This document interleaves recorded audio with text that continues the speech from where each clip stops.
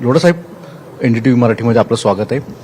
मुंबईच्या महापालिकेमध्ये आत्ताच्या निवडणुकीमध्ये भाजप किती जागा अचीव करू पाहतंय आणि त्याच्यामध्ये किती यशस्वी होईल?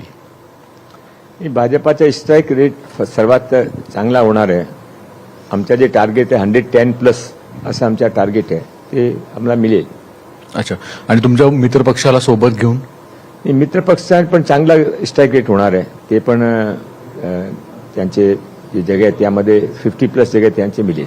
अच्छा, लोढासाहेब, आत्ताच्या या पूर्ण निवडणुकीमध्ये मराठी माणूस आणि मराठी या मुद्द्यावर ठाकरे बंधू एकत्रित आले, त्याचा नेमका परिणाम किती होईल आणि त्याला प्रत्युत्तर भाजप ज्या पद्धतीने देते हिंदुत्व, ते किती रुजू पाहिलं असं पाहतं?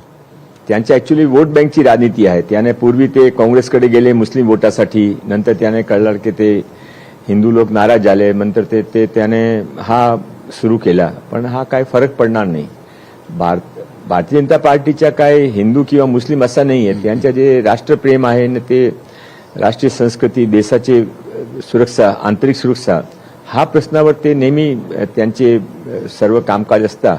यावेळी पण आमच्या त्या एजेंडा तेच आहे. बरोबर. हिंदुत्व अजेंडाबरोबरच सगळ्यात महत्वाचा मुद्दा एक दुसरा राहतो, तो म्हणजे बांगलादेशी घुसखोरी. त्याच्यावरही तुम्ही फार मोठा वेगवेगळा मालवणी पॅटर्न जो नावाचा तुमचा पालकमंत्री म्हणून जो चर्चेला आलेला विषय आहे, तो नेमका किती प्रभावी ठरेल? कारण की मुंबईमधल्या अतिक्रमणाविषयी राज ठाकरे विशेषतः अधिक बोलत राहिले आहेत आणि तोच मुद्दा तुम्ही बरोबर बांगलादेशींच्यावर केंद्रित करताना दिसून येत आहे.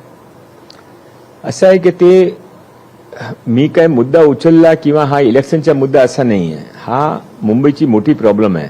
आपला जाणीव असेल की आसाममध्ये पूर्वी नेग्लेक्ट पॉलिटिकल पार्टीने केला होता ना, ते 20-25 वर्षापूर्वी मोठा आंदोलन तिथे उभे राहिला आसाम गण परिषदच्या, आणि नंतर तिथे सर्व घुसपेटे काढून घेतले त्याने. आता आसाम शांत आहे. आज ते स्थिती बंगालमध्ये आहे. बंगालमध्ये ते पण ममता बनर्जी काय करतात, एक जातीविशेषचे लोकांना प्रोत्साहन देऊन त्यांची आपले इलेक्शन लढतात.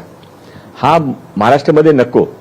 महाराष्ट्रामध्ये पण काय काय आमदाराने, काय काय राजनीतिक पार्ट्याने हा प्रयोग सुरू केला. घुसपेटे इथून आणायच्या, सरकारी जमिनीवर कब्जा करायचा, आधार कार्ड वोटिंग बनवायच्या आणि नंतर ते इलेक्शन जिंकायच्या. हा कुठेतरी थांबला पाहिजे. हा फक्त पॉलिटिक्स किंवा निवडणुकीची राजनीती नाही आहे. हा मुंबईची सुरक्षाचा प्रश्न आहे, पुढची पिढीची सुरक्षाचा प्रश्न आहे. म्हणून आम्ही सर्वजण यासाठी आग्रही आहे. माननीय देवेंद्र फडणवीस साहेबांनी पूर्वीपासून सुरुवात केली आहे. 1000 पेक्षा जास्त बांगलादेशी रोहिंग्या इथून परत पाठवला. हा एक मोठा प्रोसेस आहे.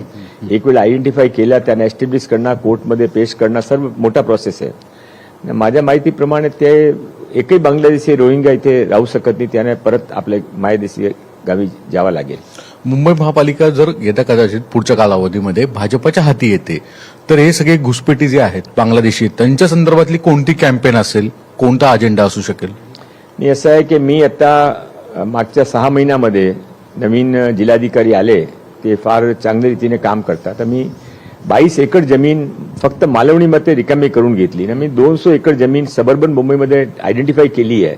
ते पुढच्या 2 वर्षामध्ये ते मी रिकामी करू, जे काही ओपर असेल त्यांच्या बाउंड्री करून त्याने सेफ करू. हा एकमात्र मार्ग आहे की ते घुसपेटी येतात. ते सरकारी जमीन असली तर ते त्याने बल मिळतो. एक वेळा ते सरकारी जमीन त्याच्या हातामध्ये नाही किंवा पॉलिटिकल प्रोटेक्शन नाही आहे, तर ते येऊ शकत नाही. ते पॉलिटिकल प्रोटेक्शन नको, म्हणून यावेळी मुंबई महानगरपालिकामध्ये लोकांनी हा कमर कसली आहे की ते जे हा घुसपेटियाने पॉलिटिकल प्रोटेक्शन देता, त्याने यावेळी काय ते निवडून देणार नाही. पॉलिटिकल प्रोटेक्शन म्हणजे कोण देतं मग नेमकं? तुमचं म्हणणं काय? कारण की आता जवळपास गेले 2014 पासून राज्य सरकार तर भाजपचंच आहे, म्हणजे केंद्रातही भाजपचंच सरकार आहे.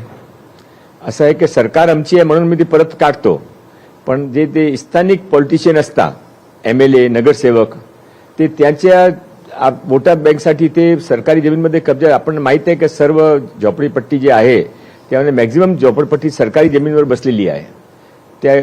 ते पूर्वी गरज होती, लोकांना कामासाठी यायच्या म्हणून कुठे राहायच्या. आता त्याने कन्वर्ट करून ते वोट बँकची राजनीतीमध्ये कन्वर्ट केला आहे.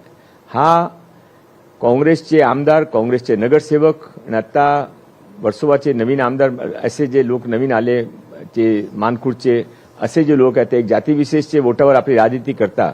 मला माहिती आहे, मी 5 वर्षापासून मागे, 8 वर्षापासून सर्व लोक मागे. हा निवडणुकीचा मुद्दा नाही आहे. हा फक्त मुंबईची सुरक्षाचा मुद्दा आहे, पुढची पुढीचे भविष्याचा मुद्दा आहे. हा काही निवडणुकीशी निगडीत नाही. बरं, भाजपच्या अनेक नेत्यांनी असं म्हटलं की बाबा मराठी शिवाय सुद्धा इतर महापौर व्हायला हवेत, म्हणजे कृपाशंकर सिंग यांच्यासारखी विधानं असतील नेत्यांची, किंवा इतर नेते सुद्धा म्हणतात की या शहरावर कदाचित भाजप आल्यावर, म्हणजे विशेषतः हे ठाकरे बंधूंचा आरोप आहे की भाजप आल्यावर एकतर मुंबई तोडली जाईल, दुसरी गोष्ट अमराठी हा महापौर होईल. हे कितपत खरं आहे? नाही, मुंबईचे महापौर माननीय देवेंद्र फडणवीस साहेबने केलेली सांगितलं, मुंबईचे महापौर मराठी होणार, हिंदू मराठी होणार. अच्छा, त्यांच्या ते जे आहे ते चालणार नाही, फक्त हिंदू मराठी पाहिजे आणि आमचेही महापौर होतील. पण युतीचे महापौर होईल हा 100% सत्य आहे. नाही, वारंवार मुंबई तोडण्याची भाषा जी केली जाते वास्तविकतेत ती भाजपावर बुमरॅंग होणारा मुद्दा आहे का? कारण की भाजपाचे नेतृत्व त्याच्या स्वरूपाचे दिल्लीतनं चालतात आणि त्याच्या दबावाखाली हे सगळं होईल असं एक वारंवार ठाकरेंचं सांगणं येतं. आता ते फिल्म चालली नाही ना, त्यांनी नवीन फिल्म आणली यावेळी. ते फिल्म मुंबई तुकडं तोडणार आहे, हा फिल्म चालली नाही यावेळेला. लोकांना माहिती ते एक इश्यूवर 10 निवडणूक लढली, काय झाला नाही, बरोबर, तर होणार पण नाही. मुंबई सर्वांची आहे, त्यांची पण आहे, आमची पण आहे. बरोबर. साहेब, कुठले मुद्दे आता शेवटी तुम्ही भाजप आणि देवेंद्र फडणवीसांचं नेतृत्व म्हणून तुम्ही मुंबईच्या कॅम्पेनचा भाग म्हणाल? मुंबईचा विकास, माननीय नरेंद्रभाई मोदीजी आणि माननीय देवेंद्र फडणवीस साहेबांनी जे मुंबईचा विकास केला सर्वांच्या समोर आहे. त्यांच्या जे फ्युचरचा प्लॅन आहे हा फक्त इन्फ्रास्ट्रक्चर नाही आहे, रोजगारसाठी पण आहे, एन्व्हायरमेंटसाठी पण आहे ना. ते त्यांच्याशिवाय कोणी करू शकत नाही. सर्वांना माहीत आहे की माननीय नरेंद्रभाई मोदी आणि माननीय देवेंद्र फडणवीस हे दोघे मिळून करू शकतात आणि ते मुंबईच्या लोकांना हवा आहे. धन्यवाद लोढा साहेब, तुम्ही आमच्याशी संवाद साधला त्याबद्दल. धन्यवाद.